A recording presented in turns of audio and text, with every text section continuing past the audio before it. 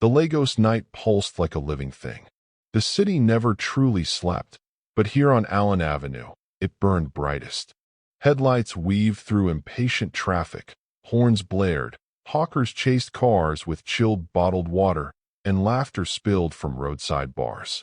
But all of it dimmed against the glow of Club Mirage, the most notorious playground in Surulere. Before we dive in further to this spicy story, a big shout out to all my subscribers. Thank you. Please drop a like, hit the subscribe button, and comment where you are watching from. Inside, the music was a fever. Bass rolled through the walls, vibrating glasses on tables, and shaking the very floor beneath stiletto heels. A DJ in dark shades commanded the crowd like a general, sending bodies into battle with rhythm. Strobe lights washed faces in crimson, blue, and green. Perfume collided with cigarette smoke, sweat with spilled liquor, lust with reckless hunger. And in the middle of it all was Zaza. She was fire in human form. Her crimson dress clung like it had been painted on, the slit high enough to threaten scandal with every step. Her braids swung like whips down her back as she moved through the crowd, hips rolling in time with the beat. Men stared, some with desire, some with envy, all with awe. Zaza had that effect. She leaned against the bar, her elbow brushing a row of whiskey bottles. The bartender, a young man too shy to meet her eyes, rushed to serve. "Martini," she ordered, her voice smoky and smooth. "Extra olives."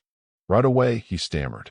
A man in a blue suit slid beside her, flashing a gold wristwatch. "Zaza," he drawled, smiling with teeth too white to be real. "You've been avoiding me." "Have I?" She let her eyes trail over him lazily, then smirked. "Maybe you just don't shine bright enough to catch my attention." His laugh came out forced, but he leaned closer anyway, his breath thick with cognac. "Let me take you to Eco Hotel this weekend. Presidential suite. You deserve more than these small boys here." Zaza tapped a long nail against her glass as it arrived. She took a slow sip, her lipstick staining the rim, then whispered near his ear, "Sweetheart, I don't do weekends. I do nights. One. And you couldn't afford me for one." He choked on his pride, retreating with a muttered curse. Zaza smiled, tossing back her martini. She thrived on this. The chase, the game, the power. Men thought they owned her. But she owned the night, and the night always paid. Her friends cheered from the dance floor. Amara, in a glittering gold gown, waved her over.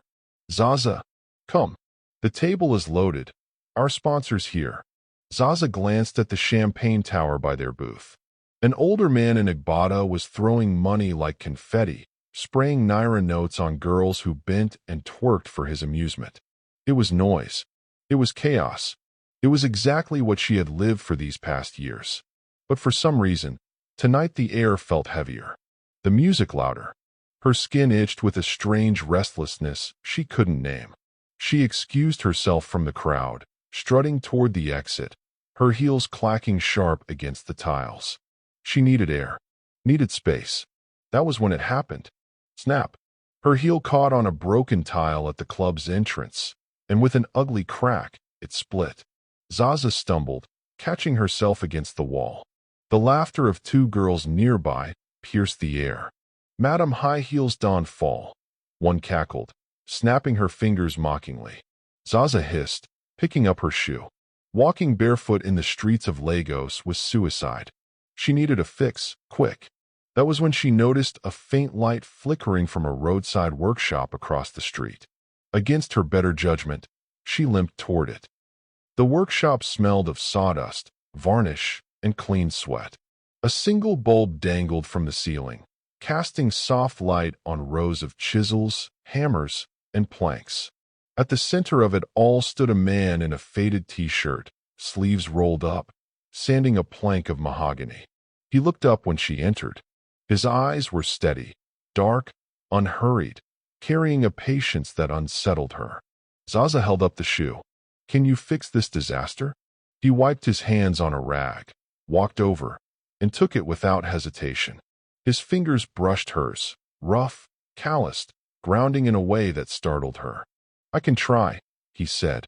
"Sit." She raised an eyebrow. "You don't even know my name. Do I need it to fix a shoe?" His voice was low, steady. Something in his tone left no room for games. Zaza, who was used to men falling over themselves for her attention, found herself obeying. She sat on a wooden stool, crossing her legs deliberately so the slit of her dress revealed more thigh. She waited for his eyes to wander, the way all men's did. He didn't. "What's your name then, Mr. Carpenter?" she asked, testing him. "Tobi," he said, focused on the shoe. She smirked. "Zaza, surely you've heard of me." "Not really," he replied casually. For a moment, she blinked. Everyone knew her name. It was whispered in bars, written in men's messages, gossiped about in wives' salons. And yet here was this man, sanding her heel with twine like she was just another passerby. "You work late," she said. "So do you," he replied, lips curving faintly. She chuckled. "Touché. I prefer mornings," he added. "Why?" "They don't pretend," he said. "Mornings are honest. Nights lie." Zaza tilted her head, intrigued despite herself. "You're strange." "Maybe." He handed the shoe back. "It'll hold for tonight. Bring it tomorrow for a proper fix." She slipped it on, testing the balance. "Perfect. No charge." "No charge." "You run a workshop or a church?" she teased. "A workshop," he said, already returning to his plank. "But you look like you've paid for enough things lately." The words struck like a slap, though he'd said them gently. She covered the sting with a smirk. "Careful, Tobi. You sound like you want to save me." "I'm not a savior," he said, sanding again. "Just a man who likes mornings." By 3 a.m., Zaza sat at a corner table back inside the club. Her purse bulged with crumpled bills. She should have felt satisfied, victorious. Instead, her mind replayed the workshop, the smell of wood, the sound of his voice, the way he hadn't looked at her legs. She reached into her bag for her lipstick and froze. There was an envelope inside. Plain. White. Her pulse quickened. She tore it open. Inside, money. Enough for a taxi home. Enough to cover what she'd usually stay out earning. Scrawled on the front in blocky handwriting. "Go home early." Her lips parted. Her eyes darted around the club. No one was watching. "What the hell?" she whispered. The bouncer noticed. "It's Thursday," he said with a shrug. "Sometimes angels drop envelopes on Thursdays." "Angels?" she scoffed. "Or maybe carpenters," he added with a half-smile. Her heart stuttered. For the first time in years, Zaza stood up before dawn without another man's arm pulling her back. She slipped the envelope into her purse, ignored the pleading looks of her sponsors, and walked out. Not into another man's car, but home. Alone.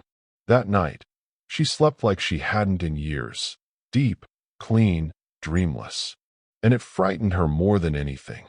Morning sunlight crept through Zaza's curtains like an uninvited guest. She blinked awake, startled by the unfamiliar quiet.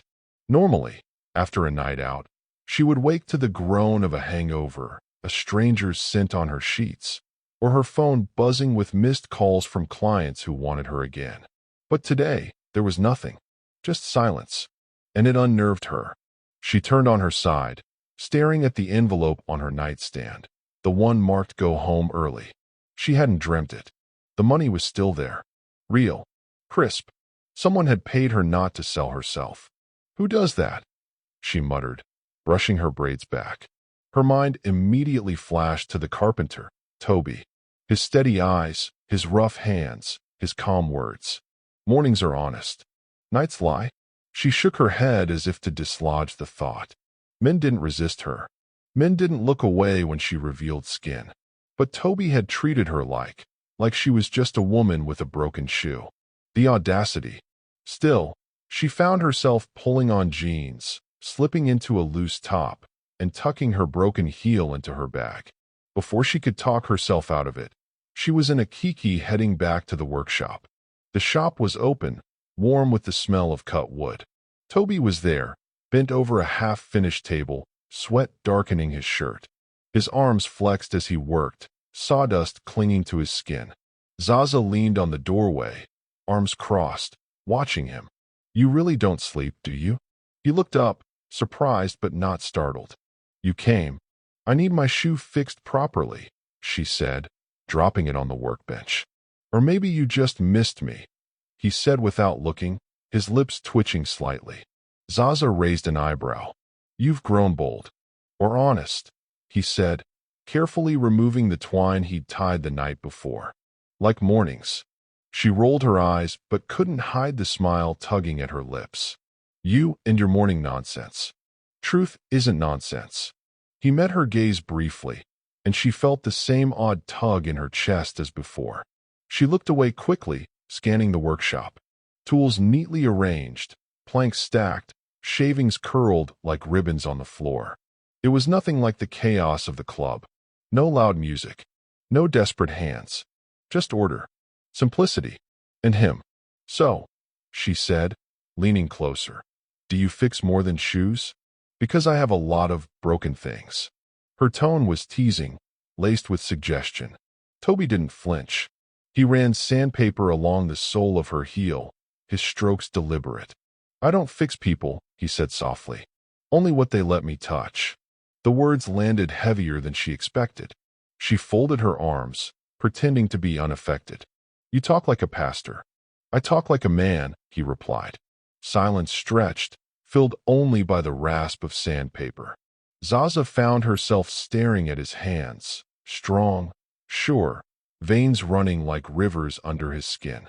She imagined those hands on her waist, on her neck, holding her still. She snapped out of it, cheeks heating. This wasn't like her. She didn't imagine. She took. You hungry? Tobi asked suddenly, breaking her thoughts. She blinked. What? Hungry? I was about to make coffee. Zaza laughed, relieved. Coffee? That's your idea of seduction? I'm not trying to seduce you. He poured water into a kettle. I'm trying to feed you. She tilted her head, curious. Why? Because I can. No man had ever spoken to her like that. Without angle, without bargain. It unsettled her more than lust ever had. They sat outside the workshop on 2 stools, sipping coffee from chipped mugs. The street buzzed with morning life. Hawkers shouting, children running to school, buses honking as conductors yelled for passengers. You're different, she said finally, studying him. Different how? You don't look at me the way other men do. Maybe I see something they don't, he said. Her heart skipped. She tried to cover it with sarcasm. What, my broken shoe? He smiled faintly. Maybe. She rolled her eyes, but found herself smiling too. After finishing her coffee, she stood. How much do I owe you for the shoe? Nothing. She frowned. Nothing? Twice now. He shrugged. If I wanted money, I'd be at your club at night, wouldn't I? The casual way he said it left her speechless. She wanted to argue, to flirt, to throw him off balance. But instead she found herself walking away in silence, her heart strangely light. That night, back at Club Mirage, Zaza couldn't focus. She danced, but her movements lacked heat. She entertained men, but their compliments fell flat. In her mind, she kept seeing sawdust clinging to sweat, hearing a calm voice say, I don't fix people, only what they let me touch. By 2 a.m., she found herself scanning her bag, half expecting another envelope. And when she didn't find one, she felt disappointed, then furious with herself for caring. What's wrong with you, Zaza?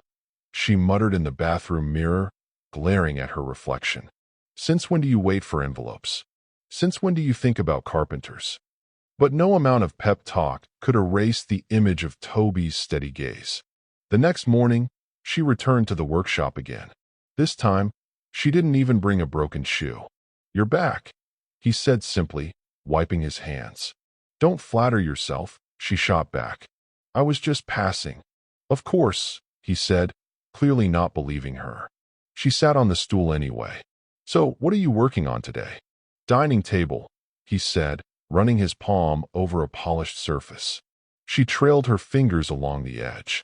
Smooth. Solid. Strong, she murmured. Like you, he said. Her eyes snapped to his. There was no mockery, no flirtation. Just truth. She swallowed hard. You don't even know me. I know what I see, he replied. For the first time in a long time, Zaza felt stripped bare, not by a man's hands, but by his words. And it terrified her. That night, she dreamed of him. Not the usual heat-drenched dreams she had of faceless men and meaningless moans. This dream was different. She was in his workshop, sitting on his bench, his hands on her face, his lips brushing hers slow, deliberate, devastating. She woke breathless, her body aching with a need she couldn't name. She pressed her pillow to her face, groaning. What is happening to me? Over the next week, Zaza found herself at Tobi's shop more often than at the club. She watched him work, asked questions, teased him when he got too serious.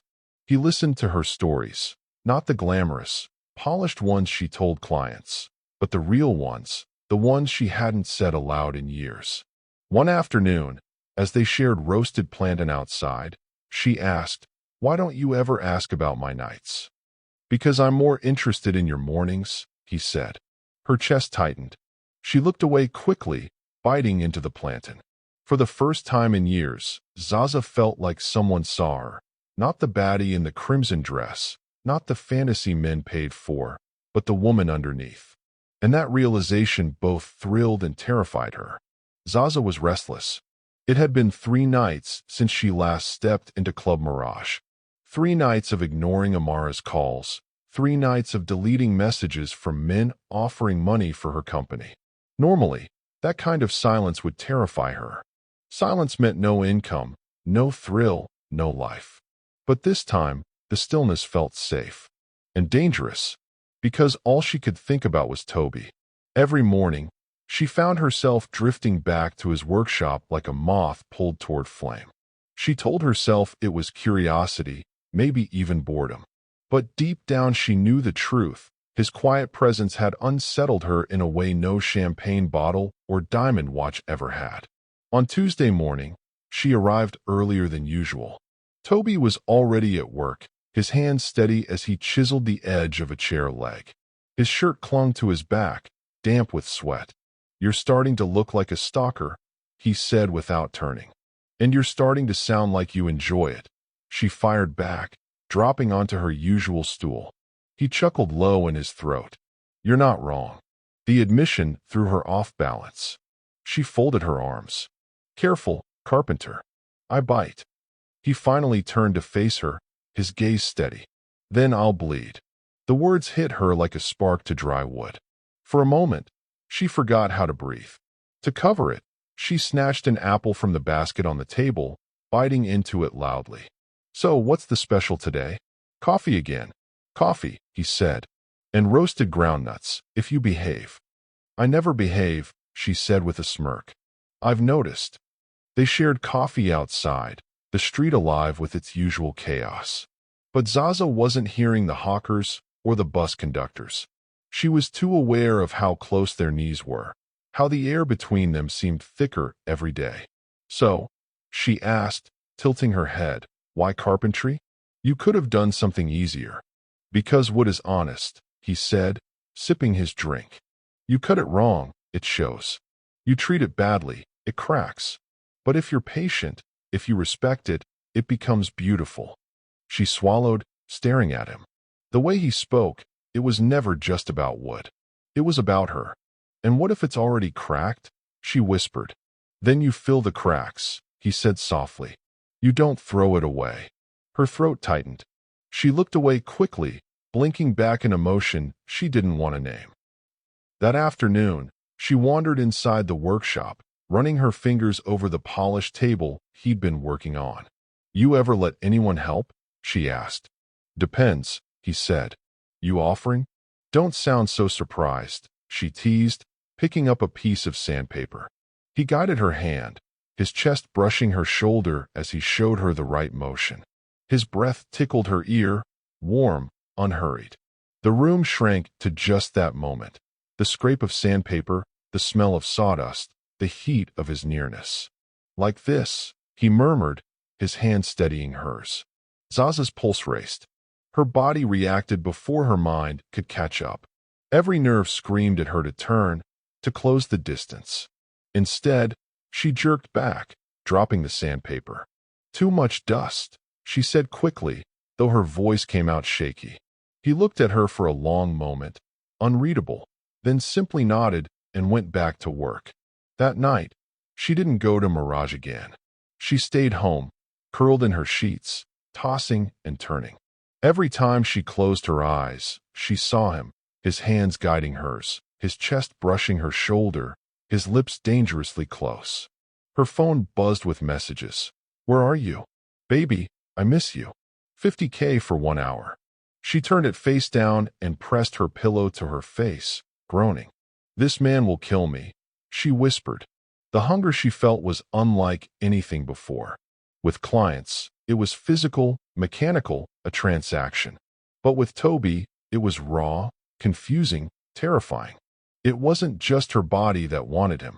It was something deeper, something that felt like surrender. The next morning, she didn't wait for an excuse. She walked into the workshop and said, "Teach me again." He raised an eyebrow. "Dust didn't scare you off?" "Not anymore," she said, picking up sandpaper. This time, she worked in silence, focused, determined. He watched her, correcting her stance, guiding her movements. She could feel his gaze like a touch, steady, unflinching. Finally, when she finished smoothing the plank, she turned to him, flushed with both effort and something hotter. "Well." He stepped closer, so close she had to tilt her chin up. His eyes searched hers, calm yet blazing. "You learn fast," he said. "Maybe I have a good teacher," she whispered. The tension stretched between them, thick as rope. Zaza's breath caught. Her heart hammered. And before she could stop herself, she rose on her toes and kissed him. It wasn't gentle. It was desperate, hungry, claiming. Her hands fisted in his shirt, pulling him close. For a second, he froze. Then his arms wrapped around her, steady but strong, pulling her against him. His lips moved against hers, slow at first, then deepening, answering her hunger with controlled fire. Zaza moaned softly, the sound muffled against his mouth. She'd kissed hundreds of men, but none of it had ever felt like this. This wasn't a game. This wasn't power. This was something real. When they finally broke apart, both breathless, she pressed her forehead to his chest, trembling. "You shouldn't have done that," he murmured, though his arms didn't let her go. "Then stop me," she whispered, her lips brushing his collarbone. But he didn't. They sat outside afterward, silence heavy between them. Zaza stared at her coffee, unable to meet his eyes. "I don't understand you," she said finally. "What's there to understand? You don't want me for what everyone else does. You don't chase. You don't beg. You make me feel like," she trailed off, frustrated. "Like what?" he asked gently. "Like I'm not broken." Her voice cracked on the last word, and she hated herself for it. But Tobi reached over, covering her hand with his. His palm was rough, warm, grounding. "You're not broken," he said firmly. "You're a woman who's lived through nights most people wouldn't survive. And you're still standing." Her eyes stung. She bit her lip, blinking hard.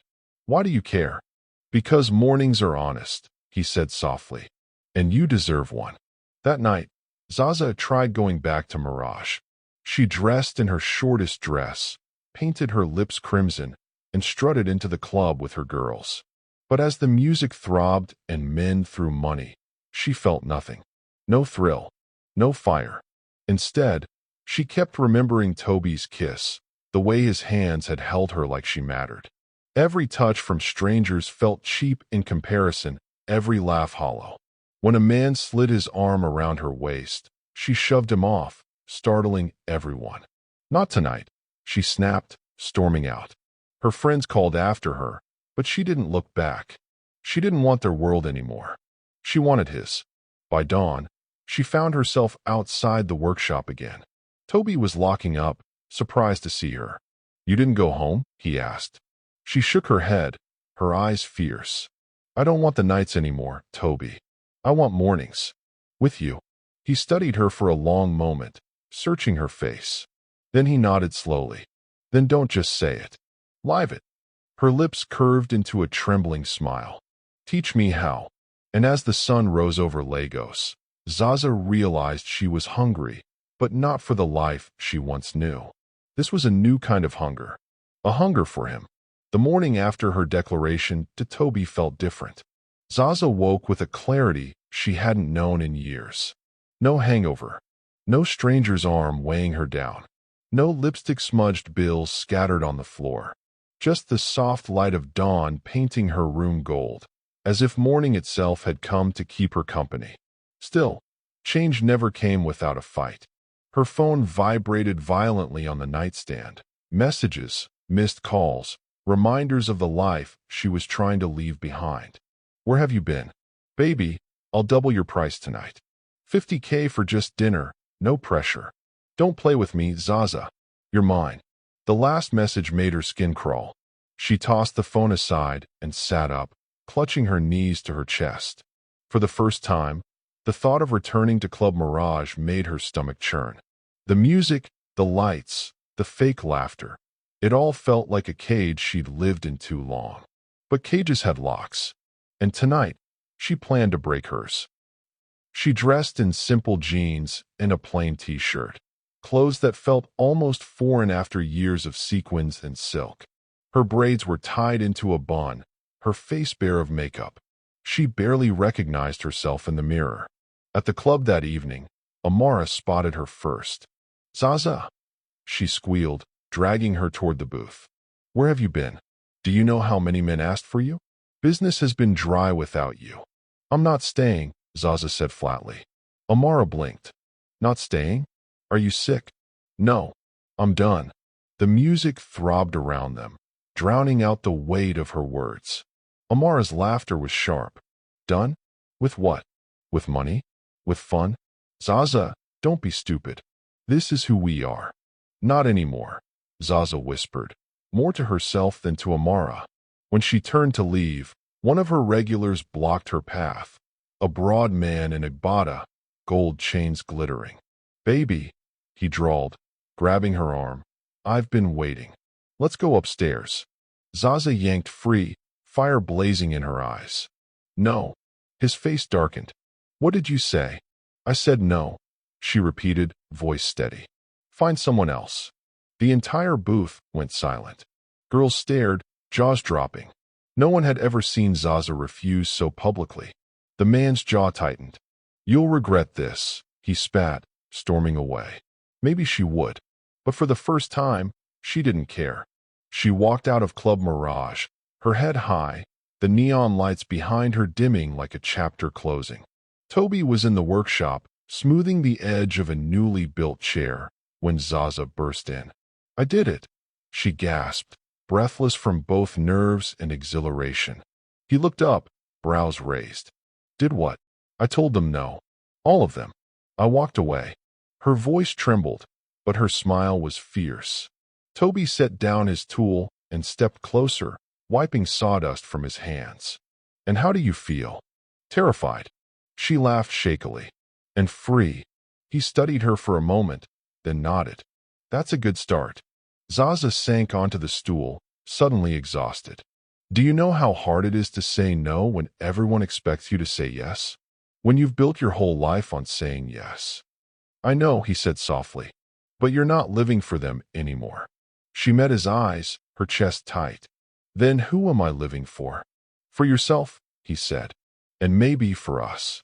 The word hung between them, heavy with possibility. Over the next few weeks, Zaza's life shifted. She no longer dressed for the club. She spent her evenings in the workshop, learning the patience of sanding, the rhythm of hammering, the quiet satisfaction of finishing something with her own hands. She laughed more, real laughter, not the practiced kind she used to charm men. She ate roasted yam with Tobi on the roadside, drank cold sachet water, and discovered she didn't need champagne to feel alive. One evening, as they shared suya under the stars, she asked, Do you ever wonder why me?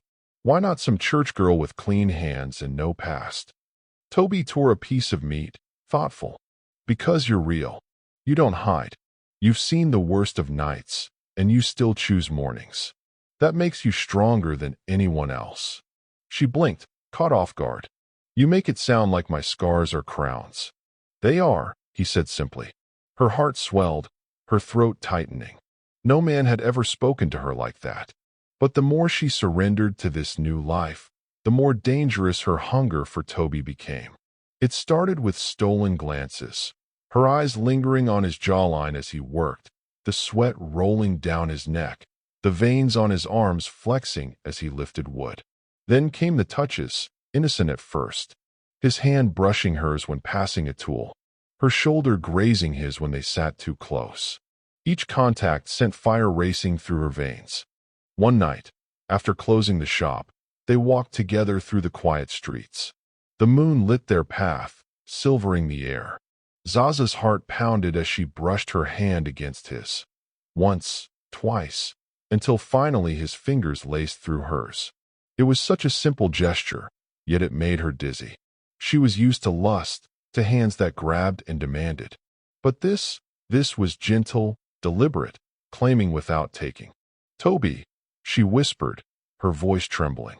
I don't know how to do this. Do what? Be enough. For you. He stopped, turning to her. Zaza, you're more than enough. You always have been. Her breath caught, and before she could overthink, she pulled him close, her lips finding his. This kiss was different from the first. Slower, deeper, filled with both tenderness and fire. His hands cradled her face, his thumbs brushing away the tears she didn't realize had fallen. When they finally broke apart, she rested her forehead against his, her body trembling with want. Not yet, he whispered. Not like this. Not until you're ready. Frustration and relief warred inside her. She wanted him desperately, every inch of him, but his restraint only made her crave him more. The real test came a week later, when her old client showed up at her apartment. He was furious, pounding on the door. Zaza, you think you can walk away from me? After everything I've done for you? She froze, fear clawing at her chest. But then she remembered Tobi's words. You're not living for them anymore. With trembling hands, she opened the door just enough to meet his glare. I'm done, she said firmly. Find someone else. His eyes narrowed. You'll regret this. Maybe, she said, voice steady. But not tonight. She shut the door in his face, her hands shaking. Moments later, her phone buzzed with Tobi's message. Morning is coming. Don't be afraid. And she wasn't. Not anymore. That night, she went to the workshop. The streets were quiet, the air heavy with unsaid words. Tobi was locking up when she arrived. Zaza, he said softly, surprised. I need you, she whispered, her voice breaking. Not the way I needed men before. I need you. All of you. His jaw tightened. Are you sure? She stepped closer, her hands trembling as she cupped his face. Yes. I've spent years giving myself to men who didn't care if I lived or died. I want to give myself to someone who sees me, who sees mornings. His resolve cracked. With a groan, he pulled her into his arms, his lips crashing onto hers. This kiss wasn't slow. It was fire. It was surrender. By the time they stumbled into the small back room of the workshop, the room he sometimes used to nap, they were both trembling. Clothes became obstacles. Kisses became confessions, and for the first time in her life, Zaza felt what it meant to belong fully to one man. He didn't take. He gave, and she gave back, every ounce of her wildness now channeled into devotion. When it was over, she lay on his chest, their breaths ragged, the scent of sawdust and sweat wrapping around them like a blanket. Still think mornings are better? She teased weakly. He chuckled, pressing a kiss to her hair. Especially with you in them. And just like that, Zaza knew she had surrendered her past, and she didn't want it back. The wedding was small, quiet, and unassuming, exactly the opposite of the life Zaza had once lived. There were no flashing lights, no bottles of champagne stacked like trophies, no men fighting to outbid each other for her attention. Just a sunlit registry hall, borrowed chairs, and a handful of witnesses. Zaza wore a white dress, not flashy, not daring. just simple lace that hugged her form softly. For once, she didn't feel like she was wearing armor. She felt like she was wearing hope. Tobi stood beside her in a dark suit, his hand steady as he signed his name beside hers. His smile was calm, his presence grounding. She'd never thought she'd marry, never thought any man would want more than her body. Yet here she was, saying vows she actually believed in. When the registrar pronounced them husband and wife, Tobi leaned down and kissed her. It wasn't fiery or wild, not then. It was steady, certain, the kind of kiss that said, "I'm not going anywhere." And that, for Zaza, was fire enough. Of course, the world had its opinions. At the market, women whispered behind their baskets of tomatoes. Zaza? Married? To who? That carpenter, Tobi. Can you imagine? Huh. After all her runs in Surlir? God forbid. Some men are blind. Others defended her quietly. At least she changed. Is it not better to marry a repentant woman than a pretender? Zaza heard the whispers. She always had sharp ears for gossip. But for the first time in her life, she didn't care. Because when she returned home, Tobi was there, waiting, smiling, steady. And his opinion was the only one that mattered. Their apartment was small, 2 bedrooms, a living room, and the little back room that Zaza quickly claimed as theirs. She teased him about it. "This is where I'm a baddie," she whispered one night, pulling him by the hand into the room. "A baddie?" he asked, amused. She smirked, her voice low and dangerous. "Oh, you'll see." And he did. Zaza unleashed herself in that room. But unlike before, it wasn't performance. It wasn't about money or power or escape.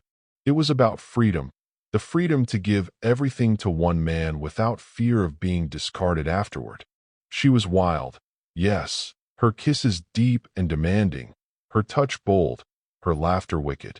But she was also tender, playful, loving in a way she never thought possible. "You'll kill me." Tobi groaned once, breathless as she straddled him, her braids brushing against his chest. "Not kill," she whispered, lips against his ear. "Revive."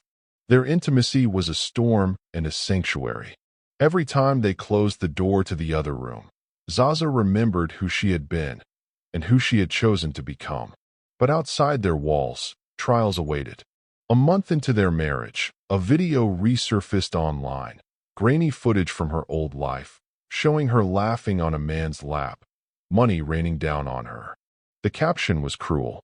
"Carpenter's wife or Surlir's baddest." People don't change. Neighbors shared it in hushed tones. Customers whispered when they came to Tobi's workshop. Some men even sneered openly. One evening, Zaza sat on the bed, her hands trembling as she scrolled through the comments. "They'll never let me forget," she said bitterly. "I thought marriage would erase the past. I was wrong." Tobi took the phone from her hands and set it aside. Then he lifted her chin, forcing her to meet his steady gaze. "They're not the ones who married you," he said. "I did. And I don't care if they bring up 1,000 videos. That was then. This is now." Tears burned her eyes. "How can you love me so easily?" "Because love isn't about easy," he said softly. "It's about choice.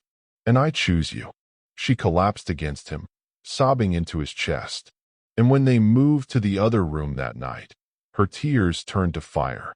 She poured everything into their passion, her fear, her gratitude, her love, until Tobi lay breathless, whispering her name like a prayer. Marriage didn't mean Zaza became someone she wasn't. She was still bold, still sharp-tongued, still the woman who turned heads when she entered a room. But now, her energy was channeled differently. She supported Tobi in his workshop, learning to polish, measure, and sell. She joked with customers, her charisma drawing them in. Soon, people began to see her not as the girl from Mirage, but as the carpenter's wife who brought laughter into the shop. One afternoon, an elderly woman buying a stool said, "Your wife has mouth, Tobi, but it's sweet mouth. She will bring you plenty of business." Zaza grinned proudly. "See? I told you I'm useful."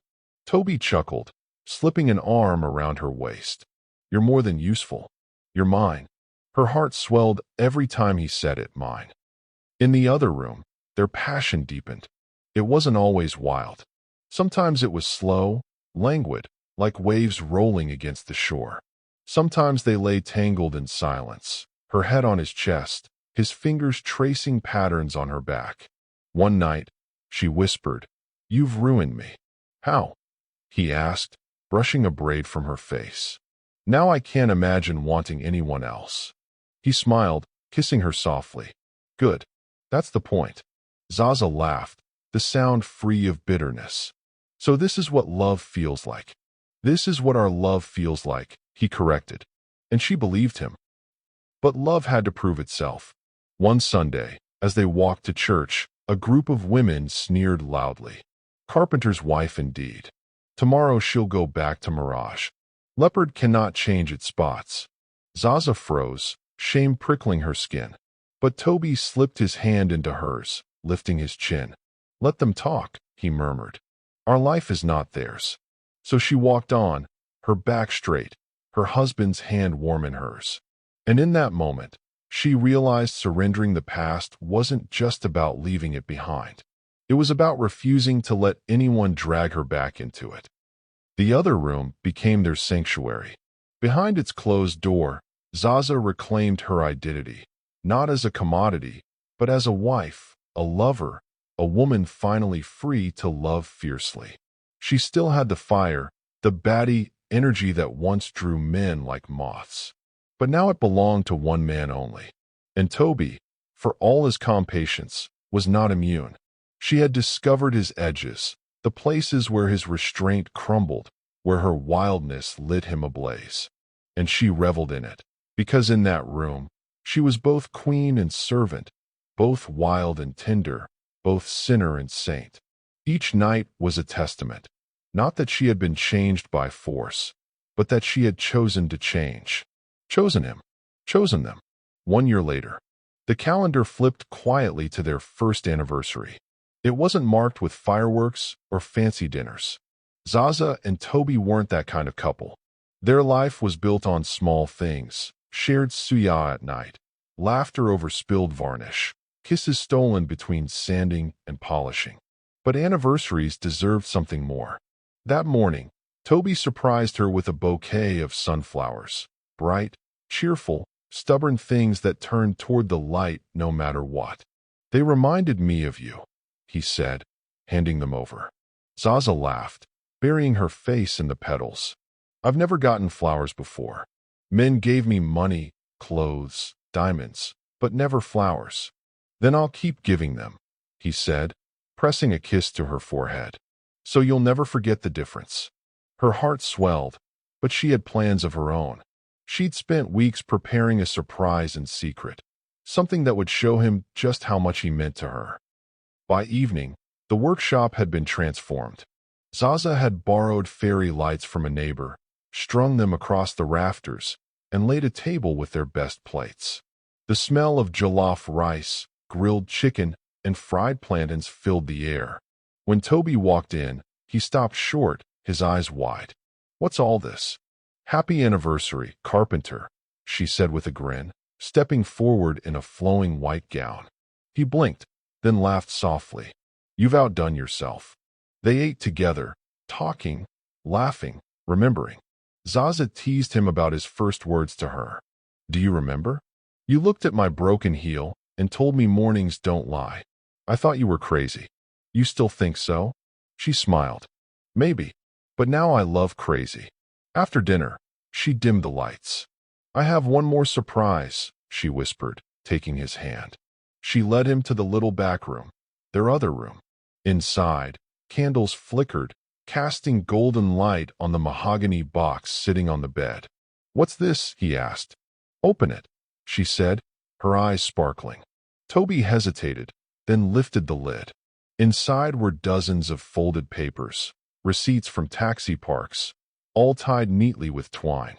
Zaza frowned in confusion. What is this?" He took a deep breath, his eyes meeting hers. "It's time you knew the truth." Her heart pounded.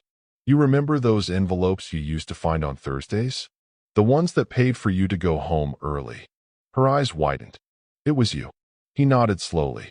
I couldn't stand the thought of you spending one more night in danger. So I slipped the envelopes into your bag, week after week. It wasn't much, but it was enough to give you a choice. A way out. Zaza's breath caught. She staggered back, tears welling. All this time, I thought it was an angel. It was just a man with dusty boots and a heart that couldn't look away, he said quietly. Her hands trembled as she reached into the box, picking up the twine-bound stack. Each receipt was proof, each one a silent prayer he'd made for her. You saved me, she whispered. No, he corrected, cupping her face. You saved yourself. I just gave you a door. You chose to walk through it. Tears spilled down her cheeks. She threw her arms around him, burying her face in his chest. Tobi, how could I ever deserve you? You don't have to deserve love, he murmured into her hair. You just have to choose it. And you chose me. That night, the other room blazed with passion. Zaza had always been wild in bed, but tonight was different. Tonight, she wasn't just a baddie. She was a wife, a lover, a woman who knew exactly where she belonged. She kissed him like she was thanking him with every breath. She touched him with reverence, worshiping the man who had seen her worth when she couldn't. And when he whispered her name, voice hoarse with love, she felt whole in a way she never thought possible. Do you regret saving me? She asked breathlessly as he held her close. Never, he groaned, pulling her tighter. You were worth every Thursday. She laughed through her tears, pressing her lips to his neck. Then tonight, let me repay every single one. And she did. The next week, Zaza began volunteering at a safe house for young girls. She shared her story, not all the details, but enough. Enough for them to know that even the darkest nights could end in honest mornings. One girl asked timidly, Miss Zaza, how did you know you could change? Zaza smiled softly. Because someone believed I could. And because I finally believed it too. Her voice didn't shake when she said it. She was no longer ashamed of who she had been. That woman had walked her here. That woman had survived enough nights to appreciate the beauty of mornings. Months later, as Zaza and Tobi walked home from church, she leaned into him, her hand laced with his. You know, she said thoughtfully, if my heel hadn't broken that night, I might never have walked into your shop. He chuckled. Then I suppose I should thank the broken gutter in Surelier. She laughed, resting her head on his shoulder. Funny how life works. A broken shoe led me to the man who fixed my soul. He kissed her temple. And mornings led me to the woman who taught me fire can be holy. The world would still whisper. The past would still lurk. But together, in their small apartment, in their other room, in their mornings and their nights, Zaza and Tobi built something stronger than gossip, stronger than shame. They built love. And every Thursday, without fail, Tobi still left a small envelope on the table, not with money, but with a handwritten note. Go home early. To me. And she always did.